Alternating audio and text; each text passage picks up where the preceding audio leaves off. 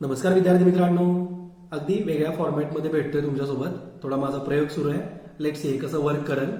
तर मुद्दा हा आहे, अगदी मी स्ट्रेट फॉरवर्ड मुद्द्यावरती येत असतो. तुम्हाला माहिती आहे, एकही सेकंद मला तुमचा वाया घालवायचा नसतो. आता हे सुद्धा मी सांगायला नव्हतं पाहिजे, पण डायरेक्टली मुद्द्याकडेच येतोय. रिसेंटली तुम्ही बघितलं असेल, 21 मार्च रोजी जे दिल्लीचे मुख्यमंत्री आहेत अरविंद केजरीवाल यांना अटक करण्यात आली. अटक म्हणण्यापेक्षा त्यांना रिमांड रूममध्ये घेतलेले, रिमांडसाठी घेतलेले 6 दिवसांचं न्यायिक रिमांड असणारे ईडी कडून.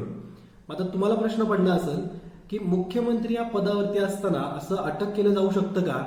त्याचबरोबर मुख्यमंत्री या पदावरती ते आहेत, तर ते मग काय जेलमधून निर्णय घेतील का?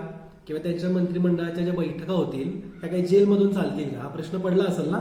आणि त्याचं उत्तर सहसा सांगायला खूप वेळ घेतला असेल लोकांनी, पण मी तुमचा जास्त वेळ घेणार नाही. डायरेक्टली मी मुद्द्याकडे येतोय की आपल्या सीआरपीसी म्हणजे काय, कोड ऑफ सिव्हिल प्रोसिजर, याच्या कलम 135 मध्ये एक महत्वाची तरतूद दिली आहे. तरतूद काय आहे ती?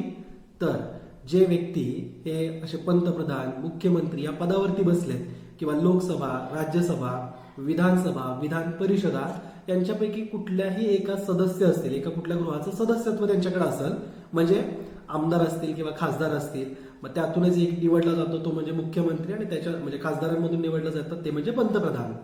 आता ह्या कोणत्याही पदावरती असलेल्या व्यक्तींना अटक करता येऊ शकत नाही असं या कलम 135 मध्ये दिलंय. पण एक महत्वाचं म्हणजे त्याच्यासाठी काही कंडिशन्स आहेत. कंडिशन काय? तर जर अशा कुणा पदावरच्या व्यक्तीला जर अटक करायचंय, तर पहिल्यांदा तरी त्या गृहाच्या सभापतींना किंवा अध्यक्षांना याच्याबद्दलचं आधीच इंटिमेशन दिलं पाहिजे की असं असं आम्ही यांना अटक करणार आहे. दुसरं महत्वाचं म्हणजे या व्यक्तींना ज्यावेळेस आपण अटक करतोय, तर त्यावेळेस कोणत्याही सभागृहाचं सत्र सुरू नसावं. म्हणजे काय, आपल्याला माहिती ना, हिवाळी अधिवेशन होतात, मग ते अधिवेशनच्या पिरियडमध्ये आपल्याला कुणाला अटक करता येणार नाही, या जर त्या व्यक्तीला या कुठल्याही सभागृहाचं सदस्यत्व असेल तर. ओके, मग त्याच्यासाठी एक कंडिशन टाकली आहे की कोणतंही सत्र सुरू होण्यापूर्वी 40 दिवस त्या व्यक्तीला आपण अटक करू शकणार नाही, किंवा सत्र संपल्यानंतरचे पुढचे 40 दिवस, ओके, 40 दिवस म्हणजे अराउंड 1.5 महिना तुम्ही पकडून चला, की त्या व्यक्तीला म्हणजे जे माननीय सदस्य आहेत तर त्यांना अटक करता येणार नाही. ही तरतूद कलम 135 मध्ये दिली आहे सीआरपीसीच्या. ओके, लक्षात ठेवा. त्यामध्ये आणखीन एक पॉईंट बारीकसा लपलाय, ज्याच्यावरती आयोग मे बी क्वेश्चन विचारेल की तुम्ही त्या सदस्याला संसद गृहामध्ये किंवा राज्यांच्या विधानसभा, विधान परिषदांच्या गृहामध्ये किंवा त्या एरियामध्ये आपण त्या व्यक्तीला अटक करू शकणार नाही. अशा प्रकारची तरतूद या सीआरपीसीच्या 135 मध्ये दिलेलं आहे. ठीक आहे, मी तुम्हाला एक स्ट्रेट फॉरवर्ड मुद्दा सांगितलाय ना, की अशा व्यक्तींना अटक करण्यासाठी काय कंडिशन आहे की सत्र सुरू नसावं, आणि सत्राच्या आधी 40 दिवस आणि सत्र झाल्यानंतर 40 दिवस व्यक्तीला अटक करता येणार नाही. त्या सभागृहाच्या परिसरामध्ये अटक करता येणार नाही. अटक करायचं असेल तर मग आधी सभापतींना किंवा अध्यक्षांना त्याच्याबद्दल माहिती द्यावी लागते. सध्या दिल्लीमध्ये कुठलं सत्र सुरू आहे का? नाही. मग त्याच्यामुळं डायरेक्टली जसं कॉमन माणसांना अटक केलं जातं, त्याच पद्धतीने अरविंद केजरीवाल यांना सुद्धा अटक करण्यात आली आहे. ओके, हा पॉइंट तुम्हाला अगदी क्रिस्टल क्लिअर झाला असेल, हीच एक अपेक्षा. दुसरा मुद्दा इथं आहे आपल्या एक्झाम पॉइंट ऑफ व्ह्यू, की पदावरती असलेल्या कोणत्या व्यक्तींना अटक करता येत नाही. ओके, मग त्याच्यामध्ये राष्ट्रपती आणि राज्यपाल हे असे 2 पदं आहेत की ज्या पदांवरती बसलेल्या व्यक्तीला आपल्याला कोणत्याच सिच्युएशनमध्ये अटक करता येणार नाही. याच्याबद्दलची तरतूद आपल्या घटनेमध्ये कलम 361 मध्ये दिली आहे. ठीक आहे, हे लक्षात ठेवायचं आहे. सीआरपीसीचं 135 आणि राज्यघटनेचं 361. ओके, सीआरपीसीचाच एक पॉईंट राहिलाय, मी तुम्हाला तो पण सांगतोय की कलम 135 मध्ये अशी तरतूद आहे की जर त्या व्यक्तीवरती सिव्हिल केस असेल, ओके, सिव्हिल म्हणजे दिवाणी, फौजदारी नाही. ओके, जर दिवाणी गुन्ह्याच्या अंतर्गत जर अटक करायचंय, त्यासाठी तुम्हाला हे 40 दिवसांचं वगैरे फॉलो करावं लागणार. म्हणजे सत्र सुरू नको आहे, त्याच्या आधीचे 40 दिवस, त्याच्यानंतरचे 40 दिवस अटक नाही करता येणार वगैरे. पण जर फौजदारी खटला असेल, क्रिमिनल ऍक्ट त्या व्यक्तीवरती असेल आणि त्या अंतर्गत जर अटक करायचंय, तर कोणत्याही दिवशी अटक करता येतं. ओके, म्हणजे तशी तरतूद आपल्या घटनेमध्ये दिली आहे. म्हणजे हे जे काही एक्सेप्शनल केस आहे ना सीआरपीसीच्या 135 मधली, ती फक्त दिवाणी खटल्यांसाठी आहे, फौजदारी खटल्यांसाठी नाही. फौजदारी खटला म्हणजे काय? फॉर एक्झाम्पल, एखाद्या व्यक्तीने मर्डर केलाय, ओके, आणि तो या कुठल्या तरी सभागृहाचा सदस्य आहे, मग त्याला अटक करता येते का? भलेही सत्र सुरू आहे, यस करता येते. सत्र सुरू असलं तरी त्या व्यक्तीला अटक करता येईल. ठीक आहे. पण जे आपण घटनेतलं कलम 361 बघतोय, ज्याच्यामध्ये राष्ट्रपती आणि राज्यपालांविषयी तरतूद दिलेली आहे की तुम्ही त्यांना अटक नाही करू शकत. मग ती तरतूद जी आहे ना, तर ती सिव्हिल आणि फौजदारी म्हणजे दिवाणी आणि फौजदारी दोन्ही प्रकारच्या खटल्यांना लागू होतीये. कोणती तरतूद? की राष्ट्रपती आणि राज्यपाल यांना पदावरती असताना आपण अटक करू शकणार नाही. ओके. तर ही तरतूद दोन्हीकडे अप्लाय होते, म्हणजे सिव्हिल केसेससाठी सुद्धा आणि त्याचबरोबर क्रिमिनल केसेससाठी सुद्धा.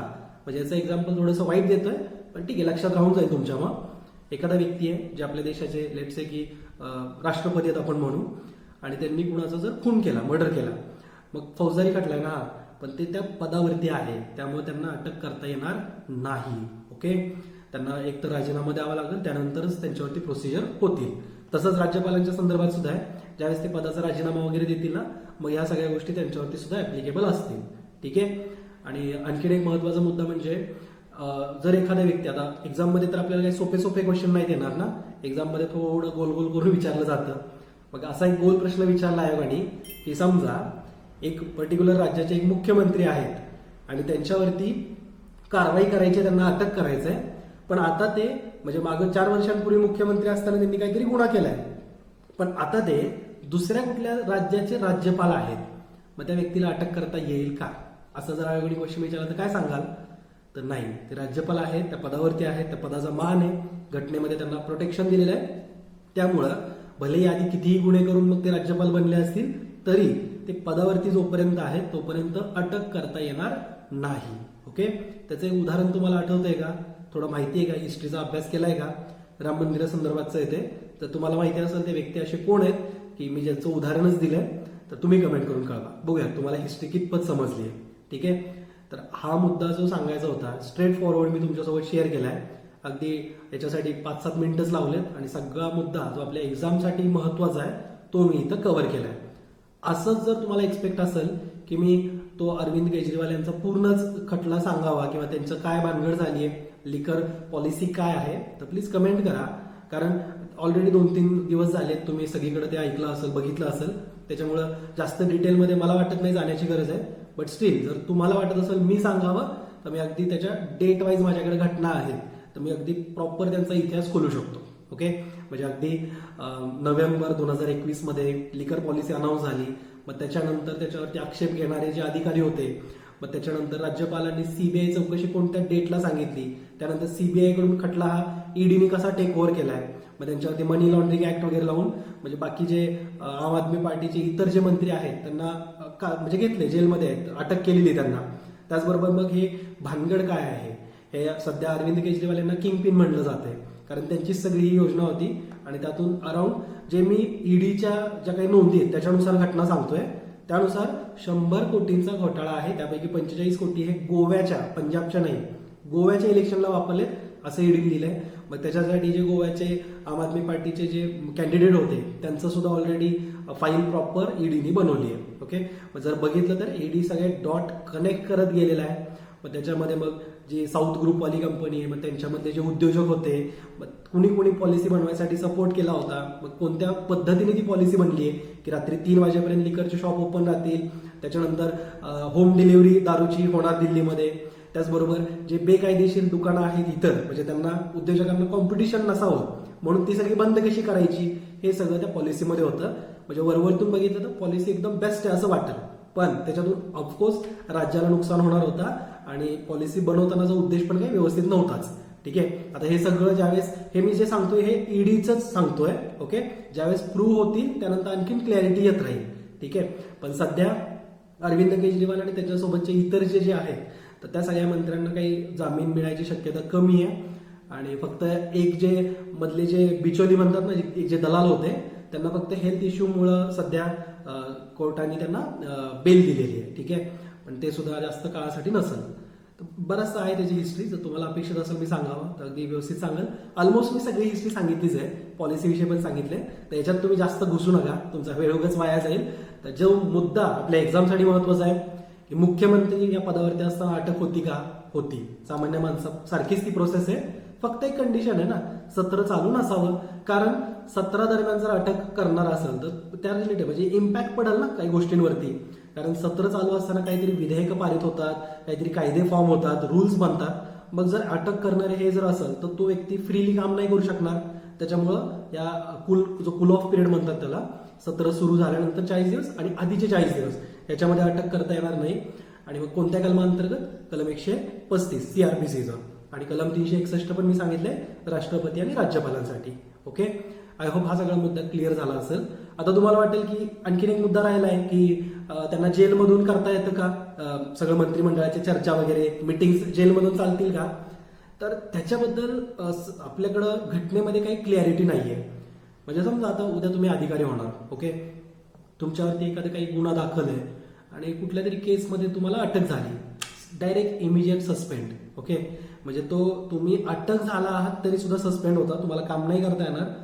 त्यानंतर प्रूव्ह होईल जर तुम्ही गिल्टी नसाल तर नंतर तुम्हाला नोकरीवरती घेतील, पण अटक झाली म्हटल्यावरती तुम्ही सस्पेंड. ओके, म्हणजे गुन्हा प्रूव्ह व्हायचा आहे, त्याच्या आधी तुम्ही गुन्हेगार नाहीये पण तरी सुद्धा सरकारी नोकरीमध्ये असं आहे की तुम्हाला अटक केल्यावरती तुम्ही सस्पेंड होता.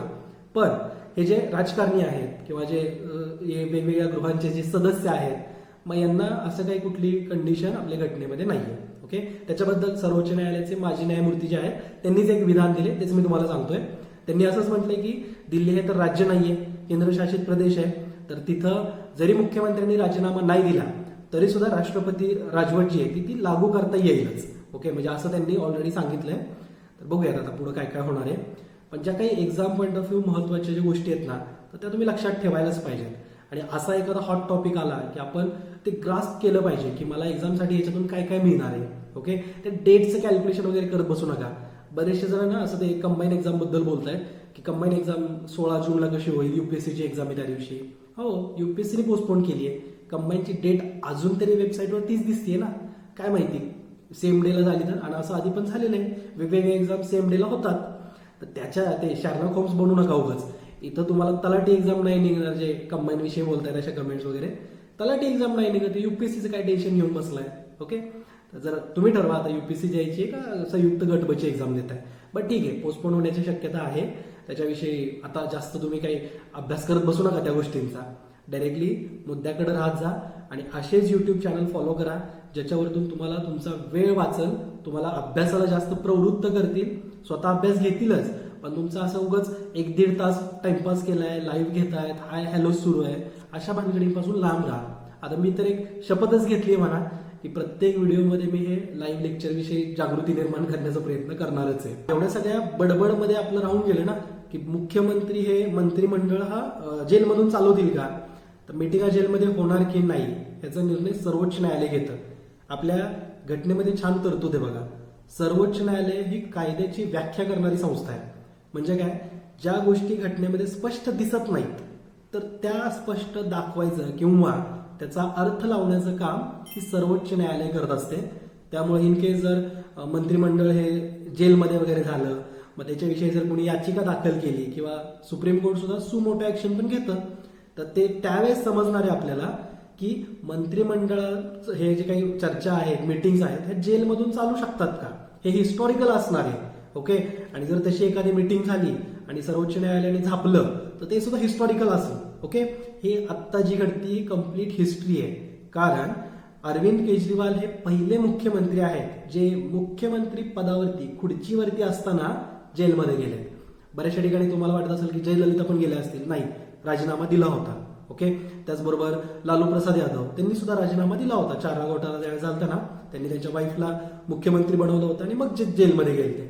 हिस्ट्री फर्स्ट टाइम असं झालंय की जे सिटिंग मुख्यमंत्री आहेत ऍज अ मुख्यमंत्री या पदावरती असताना ते जेलमध्ये आहेत किंवा अटक केली त्यांना. ओके, तर एक्झामसाठी हा हिस्टॉरिकल मुद्दा आहे म्हणून सुद्धा विचारण्याची शक्यता आहे. तर भेटूत आपण येणार लेक्चरच्या माध्यमातून. हा फॉर्मॅट तुम्हाला कसा वाटलाय प्लीज मला कमेंट करून कळवा, त्याच्याविषयी नक्की आवडेल मला तुमच्या प्रतिक्रिया वाचायला. भेटूत नेक्स्ट लेक्चरमध्ये. जय हिंद, जय महाराष्ट्र, धन्यवाद.